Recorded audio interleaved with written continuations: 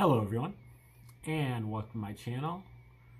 This is an educational channel, and we try to check out obscure, out-of-the-way theories that are very important that you probably wouldn't learn about otherwise, and especially things that you can use to find solutions to important problems. And this is our 213th Bible Decode, all coming from the New Testament so far. We've been exploring the Roman origins hypothesis for the New Testament. Many authors have gone into various levels of detail about this. But the basic idea is that the New Testament was written by the Romans, not by some apostles of Jesus, but by the Romans, and that in many cases includes the Apocrypha. Sometimes some authors talk about also the Romans wrote the Church Fathers, and quite a few also other works of antiquity. The Romans that were doing all this shenanigans, using pseudonyms and false names, and were the Flavian dynasty of Caesars. That is Emperor Vespasian and his two sons, Emperors Titus and Domitian, that were in charge of the Roman Empire from 69 until 96 AD.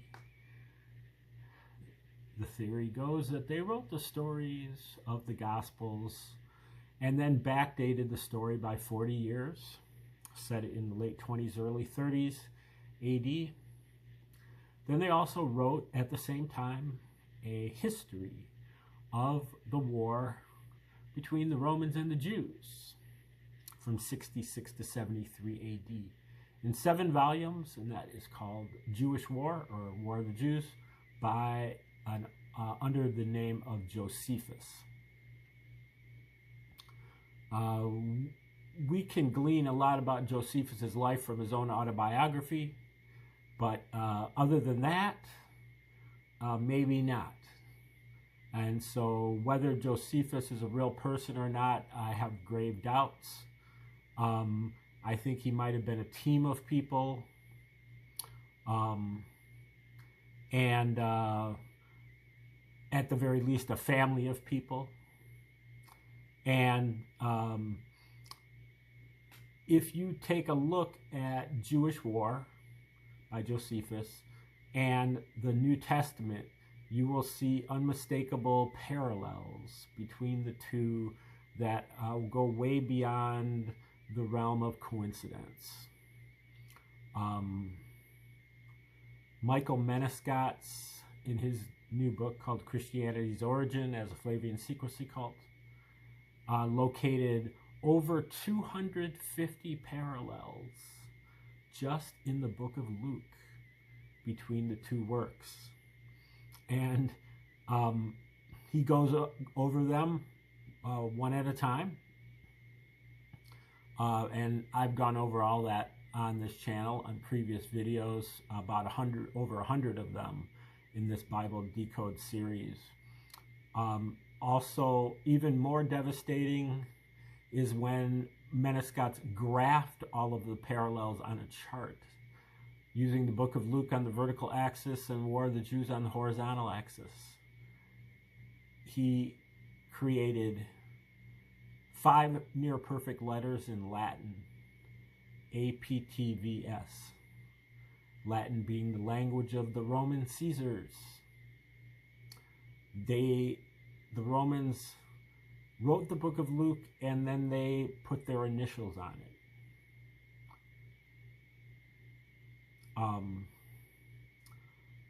Also, Joseph Atwill in his book Caesar's Messiah noticed that the 3-year military campaign of Titus, which is described in War of the Jews, was a model for the 3-year ministry of Jesus in Judea. Every place that Titus goes, Jesus also goes. And they go to these places in the same order. And at each place, they encounter a situation, a parallel situation, a parallel episode. And those episodes are separated by 40 years. So we're talking about over 40 separate episodes as well. Also, the Romans, their motive was to mellow out the Jews. What they were trying to do, the Jews had been a major pain in the butt for the Romans for over 125 years. Constant revolts and revolutions and insurrections and riots and terrorist attacks and the Romans and wars, culminating in this Jewish war 66 to 73 AD. Emperors Vespasian and Titus were both veterans of that war, and they were both wounded in that war.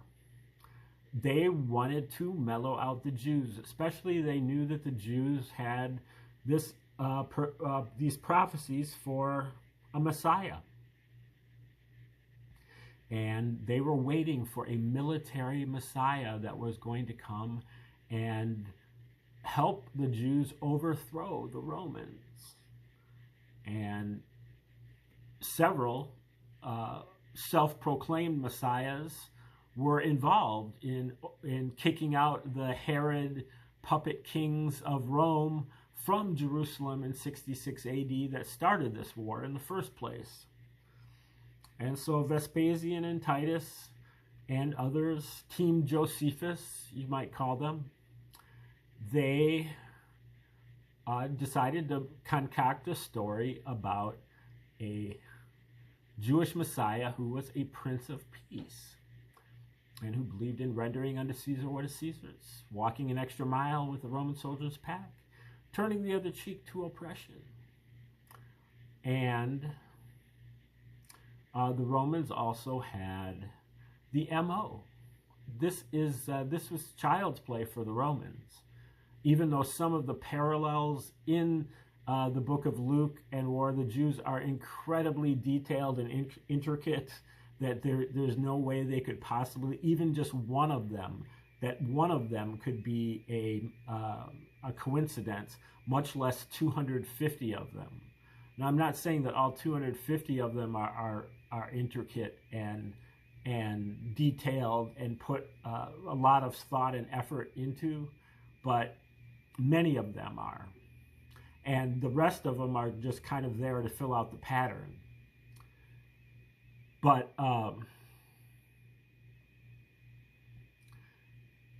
yeah, so the Romans had the motive, the method of the religion. The Romans had created a number of religions in the first century for psychological warfare purposes, just like the New Testament.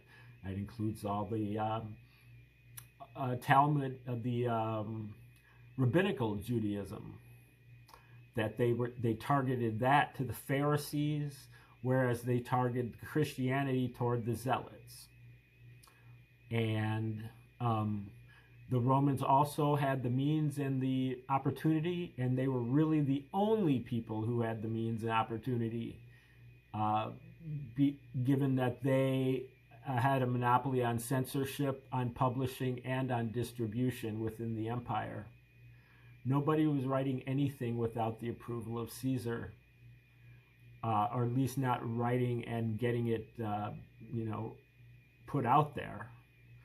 The New Testament and Josephus are both written in Greek, which was the commoner's language in Rome, and much only really an elite tongue for the Judeans.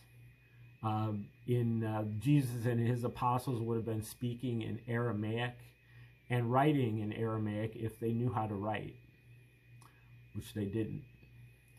So that is just a quick summary of the evidence. it goes way the hell beyond all that. But we're looking at we've looked at a few books that kind of skirt around the Roman origins hypothesis. They don't quite get all the way there, but they provide a lot of other side evidence that kind of shows that the Roman origins hypothesis is really all-encompassing, and it's very difficult to refute because it really answers all of the questions. This book that we're looking at here is called Operation Messiah, written by Thies Voskelen and Rosemary Sheldon. And this book stops short of the whole Roman origins hypothesis, but gets as far as to say that they believe that Paul was a Roman agent. And if you look at Jesus, Jesus is totally deferential to Rome. You know, turn the other cheek and walk the extra mile and stuff. And he's also very disruptive to the Jewish rituals and way of life, turning over the tables outside the temple, you know, excoriating the Jews for, you know, various, you know, keeping to their rituals.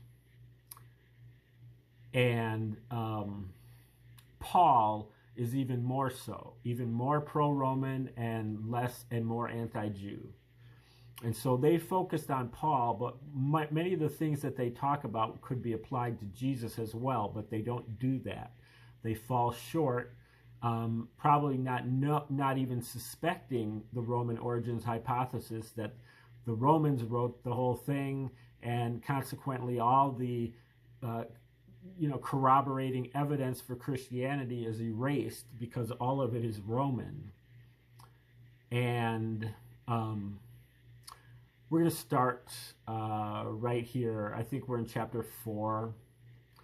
And he's just talking about who Saul is and,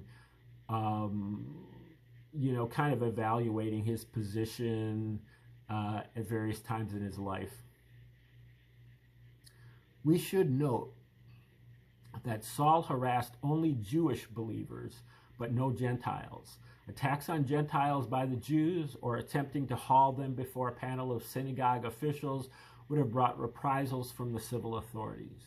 Gentile messianists could be and were persecuted by other Gentiles, but the Romans only seemed to recognize the danger of Jewish messianists, and they responded to them swiftly and decisively. All Jews devoted to Jesus, not just Hellenistic Jews, were potential targets of episodic and localized persecution led by figures like Saul. Saul's persecution of messianists was not about admitting Gentile males into the synagogues without requiring circumcision. The synagogues welcomed God-fearers without demanding circumcision. Many attended synagogues, gave up idol worship, gave their children Jewish names, received instruction in the Torah, observed the Jewish Sabbath and holy days, but never converted or received circumcision. Why then would Saul and his followers persecute Nazarenes, an internal subgroup, for following exactly the same practice? The answer lies on the political side of the equation. Jewish persecutors like Paul were acting not just for the Jews, but also for their Roman handlers. One New Testament scholar has seen quite clearly that the fear of Roman retaliation played a role in Saul's repression of messianists. Everyone in occupied territories knew that Roman reprisals for dangerous or seditious activity could be severe and indiscriminate. Once provoked, it would fall on the heads of the innocent as well as the guilty. Military action could inflict both immense physical suffering and also profound economic hardship. Pressure on compatriots to avoid provocative behavior was severe. We may conclude that a Jewish persecution of the Nazarenes did occur in Jerusalem and elsewhere. Although we are unable to verify very well the claim in Acts that the leaders of the Nazarenes were persecuted by Jewish officialdom, it makes perfect sense. The persecution that Saul refers to must have been going on for some time, and Saul was part of it. The later communities to whom Paul wrote letters were not familiar with the political religious situation in Judea. They might well believe the story that the Pharisees and followers of Jesus were at odds with one another. Gentiles especially could be made to believe that the opposition to Paul's movement was led by the Pharisees.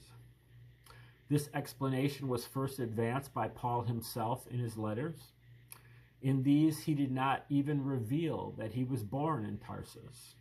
He carefully fostered the impression, without actually saying so, that he was a native-born Judean, a Pharisee, and thus a persecutor.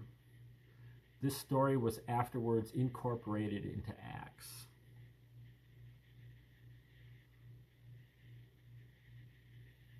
Okay, this section is called Saul's enemies.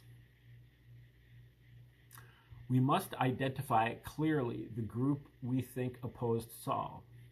Directly following the execution of Jesus in 33 CE, his movement counted roughly 120 members, according to Acts 1:15. These people referred to themselves as Nazarenes, and they were also called the followers of the way, which I think is in the Dead Sea Scrolls. They use that same terminology. Their leaders were James, the brother of Jesus, and Peter. The book of Acts does not disguise the fact that the Nazarenes of Jerusalem, in the days immediately following the death of Jesus, consisted of observant Jews for whom the Torah was still in force. Jesus' followers regarded services in the temple as still valid. They attended temple for daily worship and had easy access to synagogues, as did Saul. Even the alleged prophecy included in John 16:2 that, quote, "they shall put you out of the synagogue," shows that Jesus and his followers in the early days were accepted as attenders at the synagogue. They were still an integral part of Judaism. The expression, quote, "the Jerusalem church," therefore, is an anachronism. These people did not make an effort to set up a new central place of worship. Although the Jesus movement had a system of leadership of its own, it did not think of itself as a rival priesthood to the temple hierarchy. Every Jewish movement, including the Pharisees, had its own internal leaders, rabbis. But this was in addition to the priesthood of the temple, not instead of it. Only much later did the Christian church proper inaugurate its own priesthood and facilities. Indeed, the later Christians, using Pauline ideas, produced a proliferation of churches, so-called, while in Judaism only one sacramental center was allowed in the Jerusalem temple. In the way Acts describes the history of the Jesus movement shortly after the crucifixion, there is little evidence of Romans and or Jewish police officers hunting the movement down. This could mean that there were no persecutions because the group was behaving according to a deal struck with the authorities, or in fear of the authorities, or that the story misrepresented the conflict of the movement with the authorities. The latter seems more likely, since it would have been almost unthinkable that the government did not monitor, persecute, imprison, and or execute these people whose leader had just been executed for being a threat to the state. Well, even if you think that all this stuff actually happened and it's not total fiction written by the Romans in the first place, you had just gotten done 20 pages ago talking about that he was a threat to the state because of he caused chaos, not because he was a direct threat to the state, but just because he created chaotic situations. He's deferential to the Romans, so that's just what I'm saying. And so I don't know that the latter would seem more likely. You know, I don't know that the Nazarenes would have been persecuted by the Romans. Possibly, but I'm not convinced. I'm just saying. At the very least, these men could still have been angry over the execution of Jesus, which would have been sufficient reason to monitor their movements. Fair enough. Moreover, a little later, Saul is portrayed as a persecutor of the movement. There is no evidence to suggest that there was ever a lapse in the government's persecution activities between the crucifixion of Jesus and Saul's career as a persecutor. Yeah, well, I don't know. I don't see a whole lot of persecution by the government there in the case of Jesus. And the authors, I think, would have agreed with me, but then they kind of are hedging a little bit here, I think. This section is called King of the Jews. It seems likely that the Nazarene movement was fundamentally anti-Roman to begin with, since Jesus claimed the title King of the Jews and had been executed for sedition. What does that have to do with being anti-Roman? Declaring yourself King of the Jews makes you an anti-Roman? His followers continue to operate in the name. See, they're bending over backwards not to include Jesus in this whole Roman conspiracy thing that they've got going with Paul. His followers continued to operate in the name of this Jesus, and his family carried on the tradition. The Gospels may say that Jesus chose Peter as the leader of the church, but the Nazarenes, after Jesus' death, considered James, the brother of Jesus, their leader. The story was simply rewritten. The description of Peter's election in Matthew 16:15 was combined with a 2nd century legend locating Peter's death in Rome. This version provides support for the claim of the Roman Catholic Church to supremacy over Christendom. In the new version of the story, Peter was the first bishop of Rome, from whom all succeeding popes received their position. This was the church playing power politics. To Jesus, a Jew, the idea that his teaching would have its administrative center in Rome, the capital of the military power against which his whole life was directed, would have seemed astonishing and dismaying. Where are they getting off with this? They say that Rome, the capital of the military power against which his whole life was directed.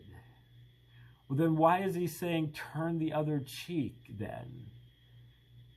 They're stretching so hard to avoid having to include Jesus in the pro-Roman faction, or at least deferential to Rome. And then also the church playing power politics to Jesus, a Jew, the idea that his teaching would have his administrative center in Rome, when in actuality the entire thing comes from Rome. So it's almost inevitable that its administrative center would be there also, eventually. Eventually, right from the start. But they turned it from a government into a church. The Roman Empire goes into the Roman Catholic Church. the empire sticks around too for, and eventually, like, there's a transfer of power or whatever. I'm just trying to figure out if I have time to keep going here. Yeah, okay. If indeed Saul wrote these letters about himself, he is looking back from a distance of over 2 decades on his persecution of the Jesus followers. And he contrasts that vicious episode of his life with the charge that the Spirit of Jesus had allegedly affected in him. The one who was formerly persecuting us is now proclaiming the faith he once tried to destroy. Galatians 1:23. This picture, sketched by Acts, however, simply cannot be reconciled with Saul's own account, or, according to one scholar, with the historical situation of Saul's own time. He did not proclaim the faith he once tried to destroy. Rather, he tried to destroy it with words instead of weapons. See, they're totally hip to Paul and totally clueless to Jesus about this. The Gospels seem to agree with Saul's letters as against Acts on the matter of synagogue lashings as a punishment for Christians. In Matthew 23:24, Jesus prophesies that some will be flogged in the synagogues and harried from city to city. In Matthew 10:17, Jesus also predicts to his disciples that they will deliver you to councils, and in their synagogues they will flog you. These references to flogging in synagogues certainly lead us in the direction of agreement with Saul's letters about the nature of Jewish persecution of Nazarenes as opposed to the version in Acts.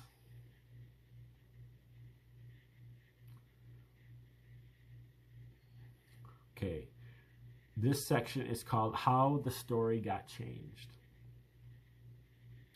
The story in Acts was written much later than the time of Saul and reflects a political situation that existed after the fall of Jerusalem at the end of the Great Jewish War,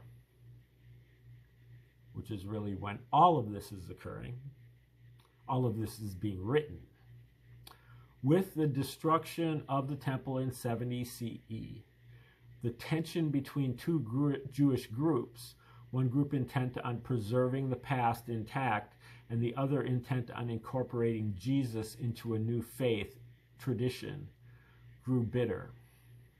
Meanwhile, the Roman authorities resented the Palestinian Jews and were bent on making them pay in every way possible for their insurrection. The few surviving Nazarenes were scattered after the war, and many Christians, in response, sought to separate themselves in the minds of the Roman rulers from the nationalist Jews and their unwise war. They tried to escape both the wrath and the virulent anti-Semitism that the Romans had loosed upon their land.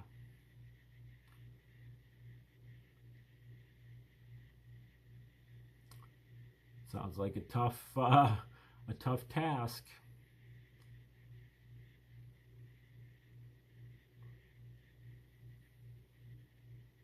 The book of Acts is inconsistent with itself in that it describes Paul as violently opposed to Christianity because of his deep attachment to Phariseeism. And yet it also describes the Pharisees as being friendly toward the early Jesus followers, standing up for them and saving their lives. The whole bias in Acts is anti-Pharisee. Paul is being portrayed as a virulent persecutor when he was a Pharisee. Then he becomes a victim of punishment by Jews, Pharisees, when he converts in 2 Corinthians 11:24. So no one comes away from Acts with any good impression of the Pharisees, but rather with the same negative impressions one gets from the Gospels. Almost like it was written by the Romans. Acts stresses Saul's Pharisee background because its author wants to show the continuity between Judaism and Christianity. Saul is saying that when he was a Pharisee, he mistakenly regarded the early Jesus followers as heretics who had departed from true Judaism. But after his conversion, he took the opposite view, that Christianity was the true Judaism. All his training as a Pharisee, he wishes to say, all his study of Scripture and tradition really leads to the acceptance of Jesus as the Messiah prophesied in the Old Testament. So this section is called What Really Happened. Saul has been regarded as a tormented, confused, vindictive Gentile who lied about his Pharisaism and left a legacy of anti-Semitism. At the very least, we believe Saul was an opportunist who came to Jerusalem from Tarsus, possibly sent by the Romans, who found employment with the temple guard and came to the attention of the high priest as a zealous, ambitious young man who was willing to do anything, including persecuting people, to curry favor with the establishment. He persecuted the Nazarenes because he was told to do so by the Sadducees, who were afraid the more nationalistic members of the group might end up the same way Jesus did. And this time, the group might end up, the movement might bring down the wrath of Rome on the rest of the city. This scenario had happened before. On his way to Damascus, however, something happened to Saul, a transformation, or so he said. His sudden change of behavior would have vast repercussions for the Jews, for the Christians, and for the Romans. Okay, that is the end of chapter 4. And so I think we're going to start tomorrow with chapter 5, which is the key event in Paul's life, his incident at Damascus, and figure out how they break this down, because it really doesn't make a lot of sense. First, he's with a group of persecutors, and then he has an incident, and then all of a sudden he's like, dudes, I'm not in anymore. I'm on the other side now.